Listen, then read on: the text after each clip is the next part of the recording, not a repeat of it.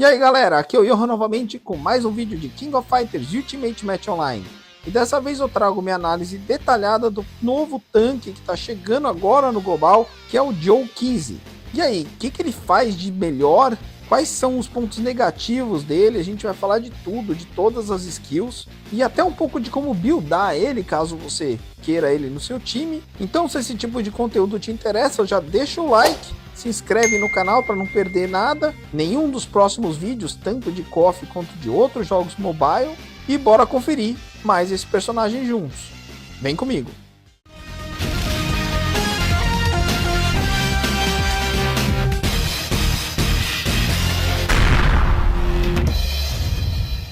Beleza, galera, então vamos lá, é a terceira vez que eu gravo, já foi 2 horas já de gravação que não gravou por algum motivo, agora pelo menos eu testei, parece que vai o som, então desculpa aí se eu não tô tão animado quanto nas outras 2 vezes, e vamos tentar fazer uma coisa mais sucinta, porque não vai ter tempo de gravar de novo tudo e tratar da maneira que eu gostaria, então segura aí comigo, galera. Então o Joe 15 é um tanque API 15, a soul dele... Ele é um Tiger misturado com Turtle, ou seja, ele vai ganhar mais rage se alguém morrer em qualquer um dos lados ou se ele tomar algum ataque. Ele pertence aí a 4 grupos principais, ele compartilha dano, ele também tem um esquema de fazer um contra-ataque. Ele também pega alguns ataques, alguns tipos de ataque para ele. E ele tem o mesmo esquema da Dolores, do Chang, de outros personagens aí, Benimaru e tal. Que ele para o turno, ele tem a possibilidade de parar o turno adversário, tá? Então são esses 4 grupos principais, sendo esse quarto o mais importante, aí uma das coisas que ele faz de melhor. Mas não é só isso, né? A gente vai ver as outras coisas. Os fates deles lá são ele mesmo, Terry Wend, para mais 25% de ataque. Isso aqui é super fácil. O segundo já é mais difícil, porque é ele próprio, a Lily Kane, Hungry Wolf Terry e a Mary 14. Esse aqui pode ser que algum desses você não tenha.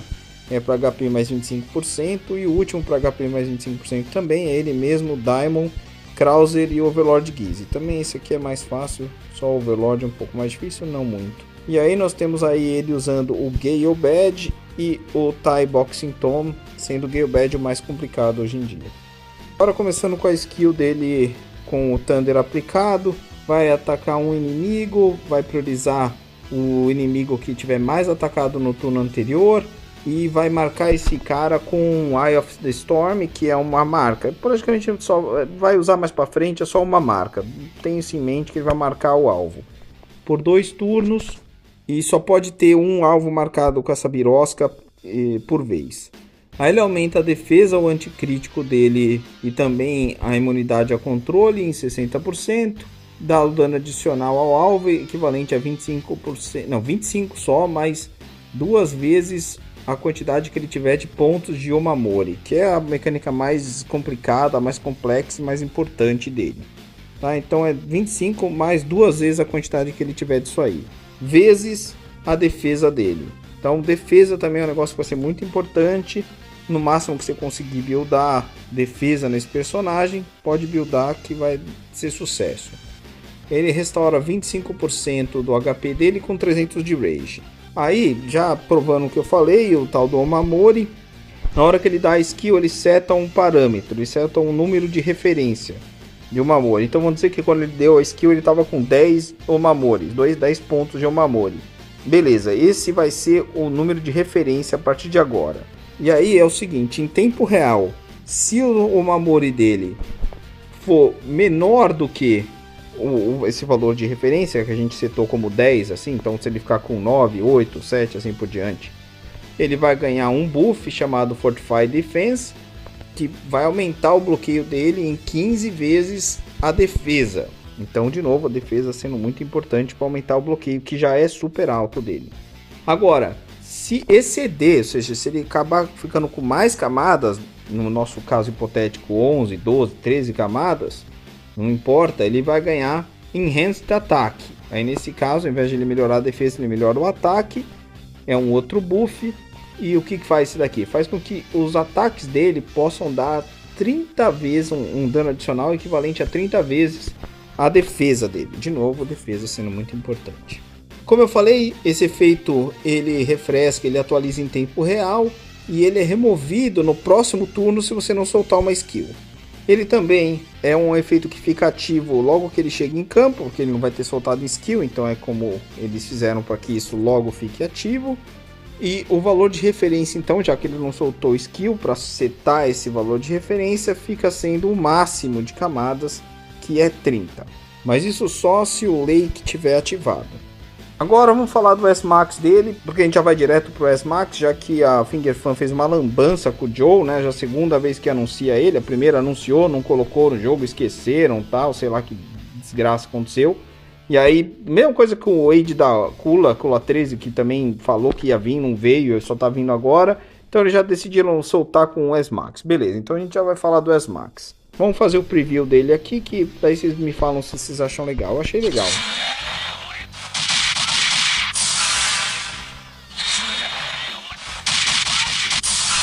Pra mim tá bonito, mas diz aí nos comentários se vocês curtiram.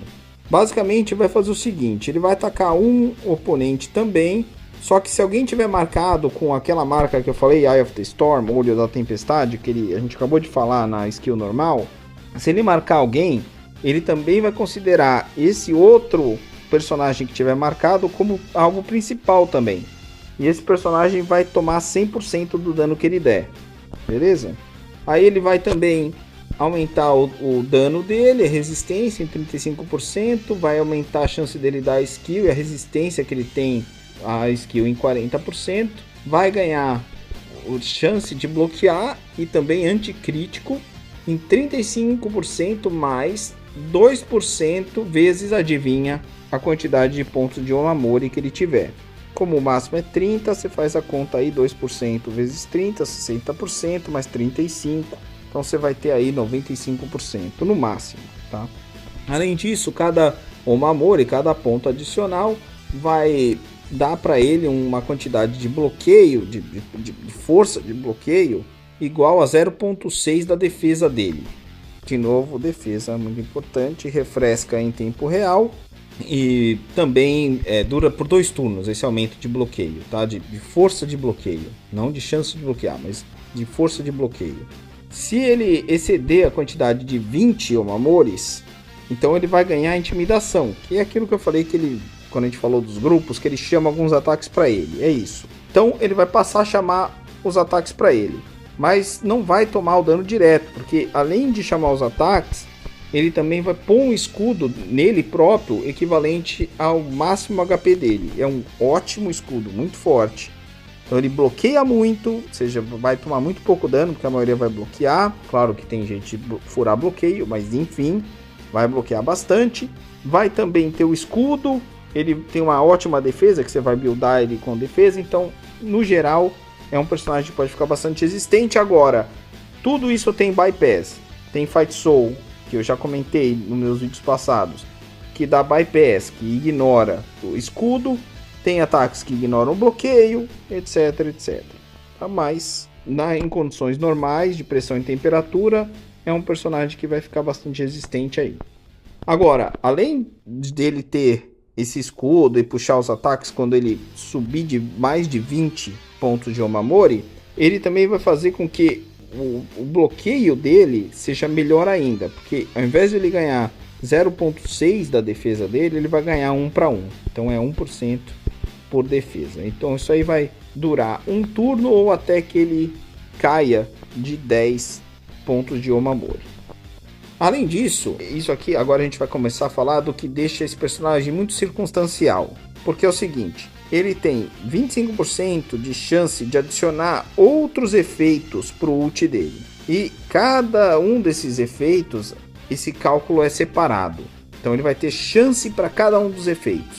Ele pode aumentar essa possibilidade de 25%, que é baixa, 1 em 4, com camadas de Omamori. Então, para cada camada de Omamori que ele tiver, ele ganha 2% extra. No máximo, 50%. Agora, se ele contra-atacar, aí sim, ele vai garantir que ele vai ter todos esses efeitos. A gente vai falar, são 4, a gente vai falar quais são. Então, de novo, pode ser mais legal ou menos legal, dependendo da sorte. Por isso eu falei circunstancial. O primeiro é Double Fists, ou punhos duplos, que vai reduzir o ataque do alvo em 40% e também quanto esse alvo recupera de rage em 15% por um turno. Ignora debuff e não pode ser dissipado. Se o alvo principal for um DPS, aí a chance dele acertar, que é pelo menos 25%, vai aumentar em 20%. Então nesse caso ele teria 45% de chance. Mas claro, com as camadas de Omamori pode ser muito maior que isso. Também tem Double Elbows, que é basicamente dupla cotovelada, vamos dizer assim.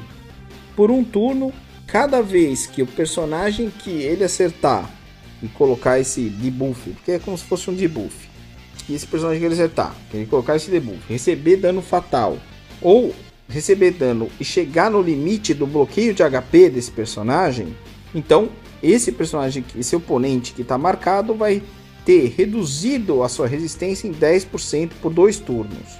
Não pode ser dissipado. Não tem limite para a quantidade de resistência que baixa. Então cada vez que teoricamente morrer, só que não, ele vai ser menos resistente. Então a chance de acontecer de novo aumenta. Só que não é só isso. Se esse alvo for atacado por um aliado e estiver com o rage cheio, então ele vai ficar silenciado por um turno. Aí tem Double Legs, que é, vamos dizer, dupla perna, que vai fazer com que ele dê splash damage de 100% do dano que ele der com o ult para todo mundo que estiver ao redor do alvo e tira todos os buffs desse pessoal que ele acertar. Se o alvo principal for um gank, aí ele aumenta em 20% a chance disso acontecer. E o último efeito, o dupla joelhada, ou double knees, ele imediatamente ganha 2 pontos de Omamori e por um turno, cada vez que ele compartilhar dano, ele vai ganhar 1 ponto adicional de Omamori. Se o alvo principal for um tanque, ele tem 20% a mais de chance de ativar esse efeito. Então, como eu falei nas últimas 2 vezes que eu gravei, vou falar rapidinho agora. Eu acho complicado porque é o seguinte, todos esses efeitos são interessantes, mas não tem nenhum game changer, não tem nada que se pegar vai ser, nossa, vai destruir o time ou vai ser um grande negócio. Vai ser chato, e é chato sim, e vai acumulando. Então, cada vez que ele ultar ou ele contra-atacar, vai começar a ficar mais chatinho. Só que é uma possibilidade, então não é assim. Eu penso que é o seguinte, se fosse para ser como é, que é uma aposta, o retorno dessa aposta tinha que ser maior para mim, tinha que ser um negócio que se pegar, sabe, aí você pode escolher pegar esse personagem e falar, cara, ele tem esse negócio de pode ser ou não que aconteça, mas eu vou pegar porque se acontecer vai ser animal. Não é o caso. Agora vamos falar da passiva Jaco Lake, que é onde esse personagem brilha, principalmente que já começa aqui, ó. Aumenta a defesa e o máximo HP de lutadores que estiverem na mesma linha dele, começando 15%. Muito bom, porque muitos personagens além dele têm multiplicadores ou efeitos que têm relação com defesa ou máximo HP, ou HP em geral, como o Rugal, por exemplo. Então ele já vai chegar com uma melhoria aí para o seu time. Mas ele também vai aumentar ataque e defesa dele próprio em 40%, aumentar a chance dele bloquear, também a resistência dele, a cura que ele recebe e a resistência a ult em 70%. E durante o primeiro turno, quando ele entrar em campo, ele é imune à redução de rage e também não pode receber crítico, a não ser de golpes que são críticos garantidos. No começo de todo turno, aqui ele vai falar das camadas de Omamori, beleza? De como ele ganha ou perde essas camadas que a gente viu que são tão importantes para todos os mecanismos, ou grande parte dos mecanismos dele. Então, no começo de todo turno, ele ganha de 2 a 5 pontos de Omamori baseado no número de aliados que tiverem em campo. O máximo, como eu já tinha falado anteriormente, são 30 pontos. Ele ganha 5 pontos vezes o número de aliados em campo quando ele entrar. Na arena, em geral, vão ser então 6, né? Em geral não, vão ser 6 na arena, então 5 vezes 6, 30, ele já chega no máximo. Mas ele perde 1 ponto de Omamori toda vez que ele é atingido. Enquanto ele tiver qualquer um ponto que seja de Omamori, a chance dele bloquear vai ser de 100%. E cada Omamori faz com que a força de bloqueio dele seja igual a 1 vez a defesa dele, sendo que é dobrado no primeiro turno de refresca em tempo real. Ou seja, Se ele ganhar mais defesa, ele vai ficar com mais força de bloqueio. Como eu expliquei, é um personagem que vai bloquear muito. Essa força de bloqueio, o quanto o bloqueio vai reduzir o dano que ele toma, também é muito alto. De novo, principalmente você focar em defesa no máximo que a gente consegue focar. Não são muitos lugares, mas tem um lugar ou outro que a gente pode melhorar para melhorar a defesa ou qualquer status dos personagens, principalmente se a sua conta for uma conta nova. Então é assim que ele perde os Omamores, quando ele começar a tomar dano, beleza? Só que enquanto ele tiver um que seja, tem todos esses efeitos aí de bloqueio. Só que se ele for controlado também, no começo do turno, ele vai consumir um Omamori para dissipar esses debuffs e ganhar 100 de Rage. Então pelo menos ele também vai consumir, não é bom ficar consumindo, mas nesse caso ele cuida do próprio debuff, o que é bom. Se ele estiver na linha da frente, onde ele deveria estar, ele vai compartilhar 35% do dano que todos os outros aliados receberem que não forem tanques. Então é legal porque o seu time vai ficar mais resistente no geral, já que o Joe vai ficar tomando dano que iria para os outros. Só que claro, ele não vai tomar todo o dano. O que ele vai tomar vai ser 40% só do dano, que ele vai reduzir o dano que ele tomar em 60%. Ele vai parar de compartilhar quando o HP dele ficar menor do que 30%. E toda vez que ele compartilhar dano, ele restaura 35% do HP perdido. Então, de novo, ele mitiga bastante o dano, toma só 40% e depois ainda recupera 35% do HP perdido. Então vai dar para compartilhar bastante dano aí. Mas também, cada vez que ele faz esse compartilhamento, ele ganha, em número de lutadores que ele compartilhou dano, pontos de Omamori. Então é assim também que ele vai ganhar mais e mais camadas de Omamori, não só no começo do turno. Além do fato do bloqueio dele ficar absurdamente alto se ele tiver qualquer Omamori, também se ele tiver qualquer ponto de Omamori, o HP dele fica bloqueado em 20%, ou seja, não pode descer de 20%. Cada vez que o HP dele chega nesse patamar de 20%, ele vai consumir 4 Omamores para restaurar 60% do HP, também curar 20% de qualquer sangramento que tenha e contra-atacar com ult. Então é assim que ele contra-ataca. Lembrando que o contra-ataque vai melhorar ele bastante e também vai prejudicar o time adversário por causa de todos os 4 efeitos adicionais. Nada game changer, mas como eu falei, vai acumulando. A partir do segundo turno, se não, é melhor dizer quando, apesar da tradução ser se, quando ele consumir 50 pontos de Omamori, ele vai, no turno adversário, ativar o Fatal Counter, que não é um contra-ataque. Ele vai fazer o que? Vai restaurar 800 de Rage, vai dissipar Blunt e outros efeitos negativos dele próprio e de mais 3 aliados. Semelhante com o que o Gwyneth, por exemplo, fazia com o ult do S-Max ou com o Red lá na último nível de suporte do Gwyneth, né? Que é muito bom, principalmente no meta atual, meta do controle, né? Só que, legal, isso é bom, dissipar, ajudar o seu time nesse sentido, dissipar os debuffs, mas o mais importante é que ele vai parar o turno. Então é assim que ele para o turno, assim que ele consumir 50 Omamores no turno adversário, ele para. Só que isso, obviamente, é uma vez só por batalha e não acumula com qualquer outro parador de turno. Quando ele receber dano fatal, imediatamente ele restaura o HP completo e o Rage, ganha 40% de resistência, por 2 turnos, e também de supressão. Seja lá o que isso for, se você sabe o que é supressão, deixa aí nos comentários, eu não sei, ou não lembro pelo menos, não lembro de ter visto aqui, mas ele ganha resistência e supressão, não sei o que é, por 2 turnos, deixa aí nos comentários. E ganha de novo 30 Omamori, ou seja, reseta, né, a quantidade de Omamores aí dele. Isso pode ocorrer uma vez só por batalha e não pode ocorrer no X1. E é isso aí, galera. Essa foi minha análise do Joe 15. Espero que vocês tenham gostado. Deixa aí nos comentários se vocês curtiram a análise, se vocês curtiram o personagem. Se gostaram da análise, mesmo que não tenham gostado do personagem, deixa o like. Se gostaram de ambos, deixa aí nos comentários. Também se inscreve no canal para ficar sempre por dentro do que está rolando no King of Fighters e também no universo mobile em geral.